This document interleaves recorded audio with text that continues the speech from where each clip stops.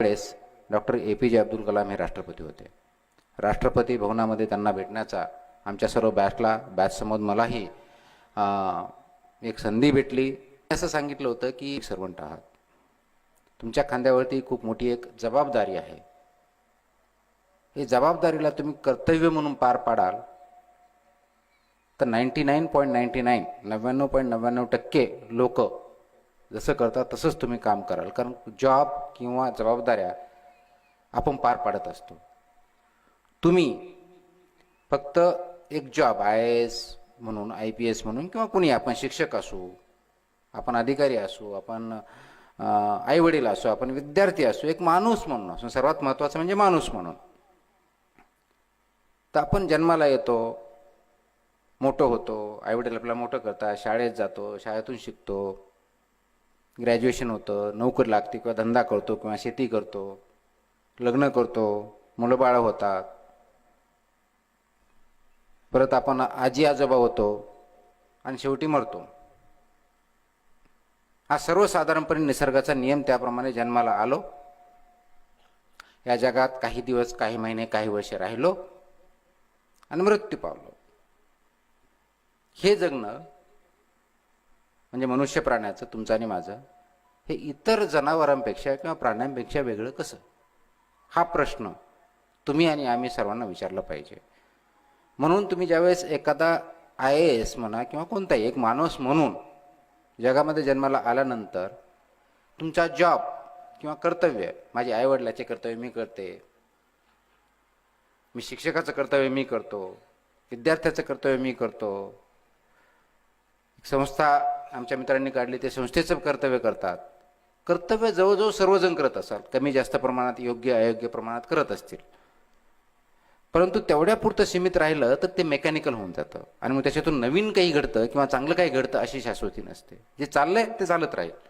आणि असंच जर चालत राहिलं असतं तर 21व्या शतकामध्ये, आज या ज्या युगात आपण राहत आहोत, त्याला चौथी औद्योगिक क्रांती ज्यावेळेस घडते माहिती तंत्रज्ञानाची, त्या युगापर्यंत आपण आलो नसतो. आपण अजूनही त्या दगडांच्या स्टोन एजमध्येच राहिलो असतो. त्याच्यातून आपली प्रगती झाली कारण फक्त प्रत्येकाने स्वतःचा जॉब किंवा कर्तव्य केलं नाही, तर त्याच्यापुढे जाऊन प्रत्येकाची स्वतःची एक वेगळी भूमिका बजावली, रोल परफॉर्म केला. ती भूमिका समजून घेणं आणि त्या दृष्टीनं वाटचाल करणं म्हणजेच नेहमी आपले स्वतःमध्ये आणि इतरांमध्ये बदल घडण्याचा प्रयत्न करणं, ही भूमिका आपली महत्त्वाची आहे. ती जर आपण समजून घेतली ॲज अ माणूस म्हणून, तर आपण निश्चित स्वतःमध्ये बदल करू शकतो. कारण समाजात ज्यावेळेस बदल घडण्याची आपल्याला अपेक्षा असते, तो बदल स्वतःपासून चालू करायचा असतो. इतरांमध्ये फक्त बोलून समाज बदलू शकत नाही, घडू शकत नाही. म्हणून ज्यांनी समाजसुधारकाचा अभ्यास केला त्या बाबतीत महाराष्ट्रातल्या 2 गोष्टी बोलल्या जातात. एक बोलते समाजसुधारक, बोलके, आणि दुसरे करते समाजसुधारक. तर बोलके समाजसुधारक कोण? भरपूर असतात. आजकाल व्हॉट्सअपच्या काळात तर अगदी फॉरवर्ड समाजसुधारक पण खूप झालेत. आला व्हॉट्सअप, पुढे फॉरवर्ड केला, समाजसुधारक झाले, आपल्या समाजसुधारणा होतील. पण त्याच्यापुढे समाज बदलत नाही. म्हणून समाज बदलण्यासाठी आपल्याला स्वतःला बदलावं लागतं. स्वतःला बदलण्यासाठी स्वतःच्या अगोदर विचार बदलावे लागतात. आणि ज्या दिशेने जायचं आहे, ज्या ध्येयाकडे आपल्याला जायचं आहे, त्या दिशेचे विचार स्वतः करावे लागतात, बदलावे लागतात. मग ते विचार आचरणात आणावे लागतात आणि आचरणात आणल्यानंतर मग इतरांना बरोबर घेऊन पुढे जायचं असतं. मग ज्यावेळेस मला जिंकायचं म्हणतो म्हणजे काय?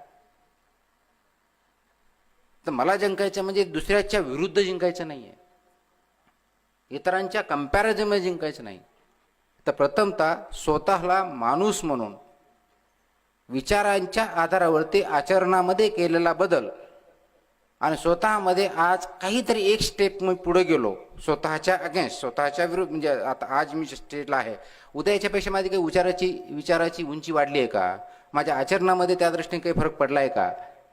आणि त्याच्यामुळे समाजामध्ये काही पॉझिटिव्ह एनर्जी निर्माण होणार आहे का? हे जोपर्यंत आपण विचार करणार नाही तोपर्यंत आपण जिंकणार नाही. म्हणून तुम्हाला जिंकायचं असेल, मला जिंकायचं असेल, समाजाला एकत्र जिंकायचं असेल, तर प्रथमतः आपण स्वतःच्या विचारावरती जिंकायचा प्रयत्न करा. आणि हे जोपर्यंत जिंकायचा प्रयत्न करणार नाही तोपर्यंत दुसऱ्याने सांगितलं म्हणून आपण कर्तव्य बजावत बसू, कदाचित 10वीत पास होऊ. जसं आता ज्या व्यक्तीचा सत्कार झाला, त्यांनी एक अहमदपूर पॅटर्न तयार केला. ज्यावेळेस त्यांनी पॅटर्न तयार केलं त्यांना हे माहीत नव्हतं अहमदपूर पॅटर्न काय किंवा लातूर पॅटर्न काय. हे त्यांनी झाल्यानंतर ते नॉमेनक्लेचर तयार झालं की नाही महाराष्ट्रातून प्रथम येण्यासाठी लातूरच्या शाळा कॉलेजला किंवा अहमदपूरच्या शाळा कॉलेजला जावं लागतं, तो आज आहे का अस्तित्वात? ऑलमोस्ट शून्याकडे चाललाय. का? कारण दुसरा काहीतरी पॅटर्न तयार झाला. आणि तसं असतंच.